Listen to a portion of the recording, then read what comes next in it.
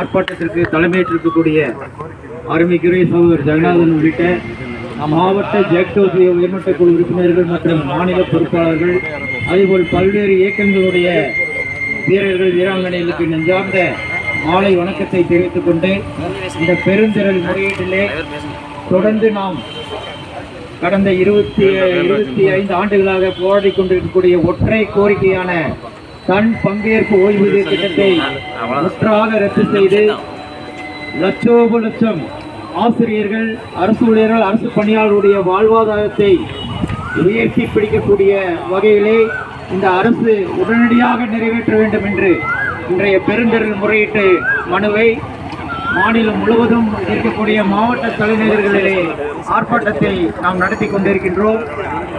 அரசு செவிசாய்க்கும் வண்ணமாக கடந்த 1 மாத காலமாக பல்வேறு அரசு ஊழியர்கள், பணியாளர்கள், ஆசிரியர் இயக்கங்களோடு பேச்சுவார்த்தை நடத்தி இன்னும் ஒரு 10-20 நாட்கள் தான் இருக்கின்றன.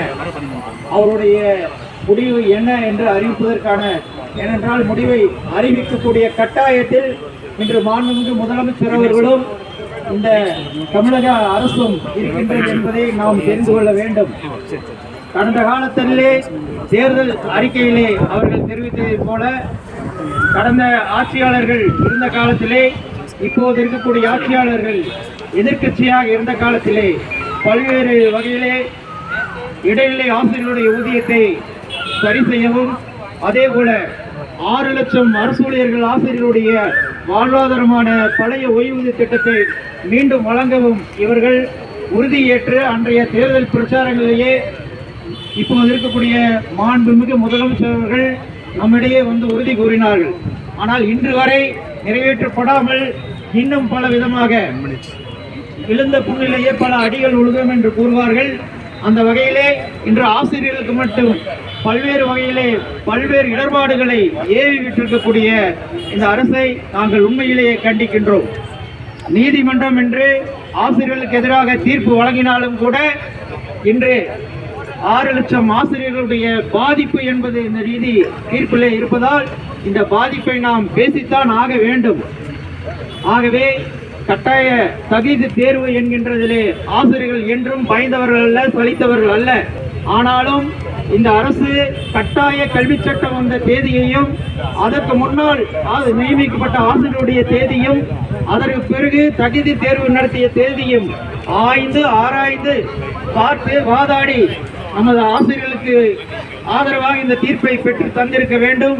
ஆனால் இந்த தீர்ப்பை பெறாதன் காரணமாக இன்று ஆசிரியருடைய முதுகிலே இந்த அரசு குத்தி இருக்கிறது என்பதுதான் உண்மை. நாங்கள் மார்பை காட்டி தயாராக இருக்கின்றோம்.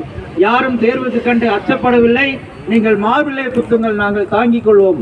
ஆனால் முதுகிலே குத்தினால் லட்சம் ஆசிரியர்களும் அரசு ஊழியரும் பணியாளர்களும் தக்க தண்டனையும் இதையும் நாங்கள் தருவதற்கு உறுதியாக இருக்கின்றோம் என்பதை இந்த நேரத்தில் தெரிவித்துக் கொண்டு மாண்புமிகு முதலமைச்சர் அவர்களும் அதே போல இந்த அரசும் உடனடியாக இங்கே இருக்கக்கூடிய அரசு ஊழியர்கள், சத்துணவு பணியாளர்கள், MRP செவிலியர்கள், அதேபோல் சாலை பணியாளர்கள், அது மட்டுமல்லாது இன்று காலமுறை ஊதியம் இல்லாமல் வரைவு ஊதியத்திற்கு உட்பட்டு பல காலங்களாக பாதிப்பில் இருக்கக்கூடிய அனைத்து ஊழியர்களுடைய ஊதிய முரண்பாடுகளை நீக்க வேண்டும்.